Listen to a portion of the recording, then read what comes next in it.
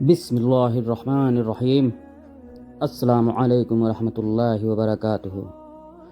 یاجوج و ماجوج حضرت نوح علیہ السلام کے تیسرے بیٹے یافس کی اولاد میں سے ہیں۔ یہ انسانی نسل کے دو بڑے وحشی قبیلے گزر چکے ہیں جو اپنے ارد گرد رہنے والوں پر بہت ظلم اور زیادتیاں کرتے اور انسانی بستیاں تک تاراج کر دیتے تھے۔ قرآن مجید کی آیات اور توریت کے مطالب اور تاریخی شواہد سے معلوم ہوتا ہے کہ لوگ شمال مشرقی ایشیا میں زندگی بسر کرتے تھے اور اپنے وحشیانہ حملوں کے نتیجہ میں ایشیا کے جنوبی اور مغربی علاقوں میں مصیبت برپا کرتے تھے۔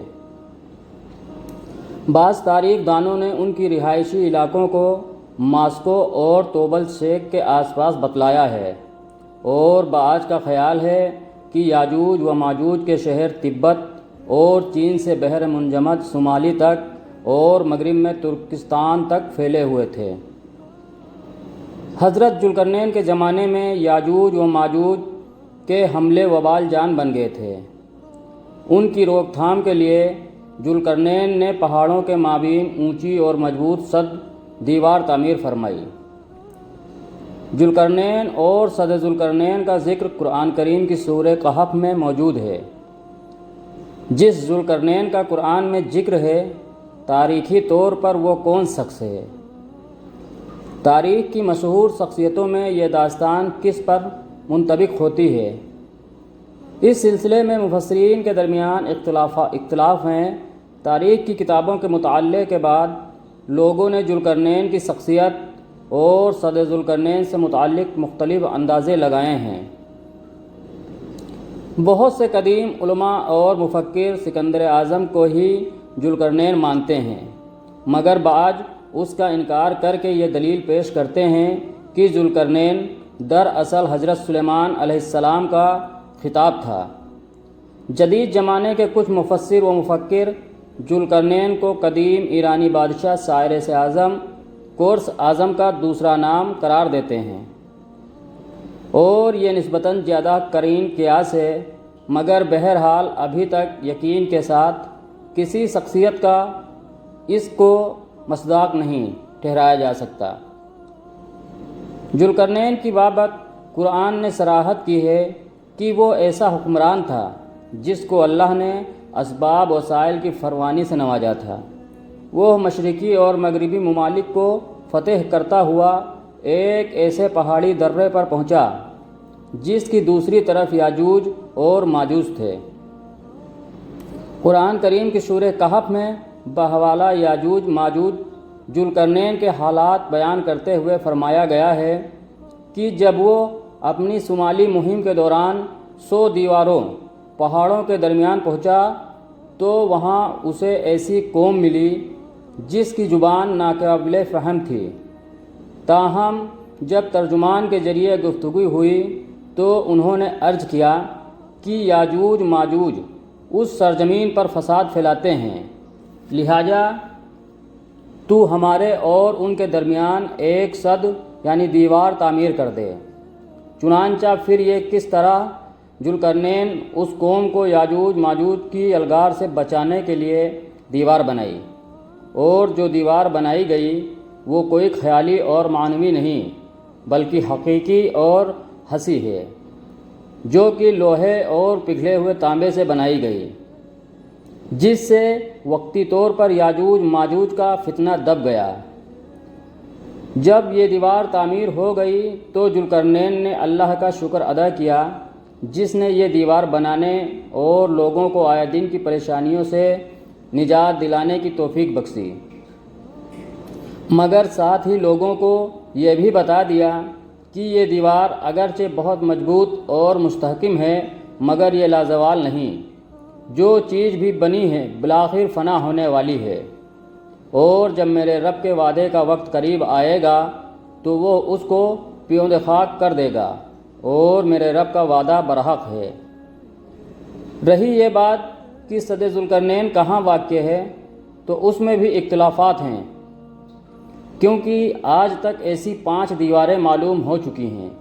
جو مختلف بادشاہوں نے مختلف علاقوں میں مختلف ادوار میں جنگجو قوموں کے حملوں سے بچاؤ کی خاطر بنوائی تھیں۔ ان میں سب سے زیادہ مشہور دیوار چین ہے، جس کی لمبائی کا اندازہ 1200 میل سے لے کر 1500 میل تک کیا گیا ہے اور اب تک موجود ہے۔ لیکن واضح رہے کہ دیوار چین لوہے اور تانبے سے بنی ہوئی نہیں ہے اور نہ وہ کسی چھوٹے کوہستانی درے میں ہے، وہ ایک عام مصالحے سے بنی ہوئی دیوار ہے۔ بعض کا اصرار ہے کہ یہ وہی دیوار مارب ہے کہ جو یمن میں ہے۔ یہ ٹھیک ہے کہ دیوار مارب ایک کوہستانی درے میں بنائی گئی ہے، لیکن وہ سیلاب کو روکنے کے لیے اور پانی ذخیرہ کرنے کے مقصد سے بنائی گئی ہے۔ ویسے بھی وہ لوہے اور تانبے سے بنی ہوئی نہیں ہے، جبکہ علماء و محققین کی گواہی کے مطابق سرزمین قفقاز میں دریائے خزر اور دریائے شیاء کے درمیان پہاڑوں کا ایک سلسلہ ہے کہ جو ایک دیوار کی طرح شمال اور جنوب کو ایک دوسرے سے الگ کرتا ہے۔ اس میں ایک دیوار کی طرح درہ بھی موجود ہے، جو مشہور درہ داریال ہے۔ یہاں اب تک ایک قدیم تاریخی لوہے کی دیوار نظر آتی ہے۔ اسی بنا پر بہت سے لوگوں کا نظریہ ہے کہ دیوار ذوالقرنین یہی ہے۔ اگرچہ سد ذوالقرنین بڑی مضبوط بنائی گئی ہے، جس کے اوپر چڑھ کر یا اس میں سوراخ کر کے یاجوج ماجوج کا ادھر آنا ممکن نہیں، لیکن جب اللہ کا وعدہ پورا ہوگا تو وہ اسے ریزہ ریزہ کر کے زمین کے برابر کر دے گا۔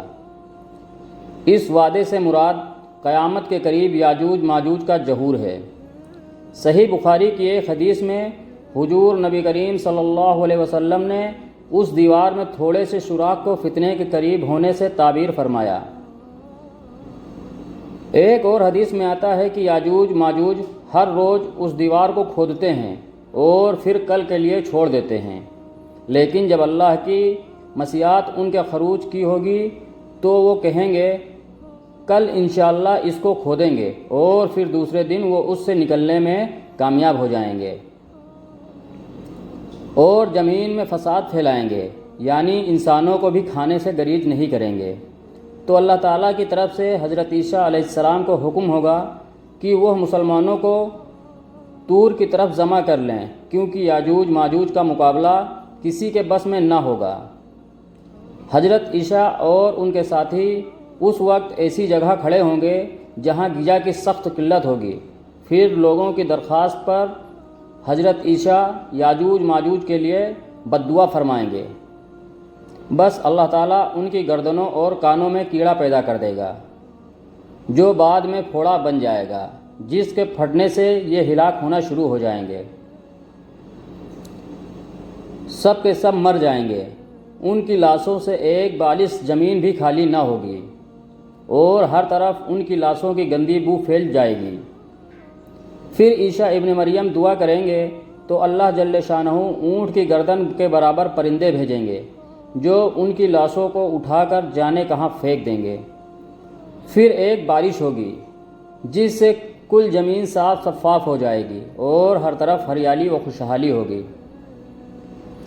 صحیح مسلم میں نواس بن سمعان کی روایت میں صراحت ہے کہ یاجوج ماجوج کا ظہور حضرت عیسیٰ علیہ السلام کے نزول کے بعد ان کی موجودگی میں ہوگا، جس سے ان مفسرین کی تردید ہو جاتی ہے جو کہتے ہیں کہ تاتاریوں کا مسلمانوں پر حملہ یا منگول ترک، جن میں سے چنگیز بھی تھا، یا روسی اور چینی قومیں، یہی یاجوج و ماجوج ہیں جن کا ظہور ہو چکا ہے، یا مغربی قومیں ان کا مصداق ہیں کہ پوری دنیا میں ان کا غلبہ و تسلط ہے۔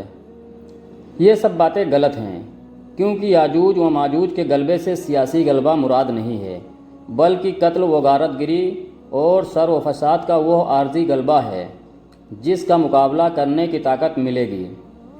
تاہم پھر وبائی مرض سے سب کے سب آن واحد میں لقمہ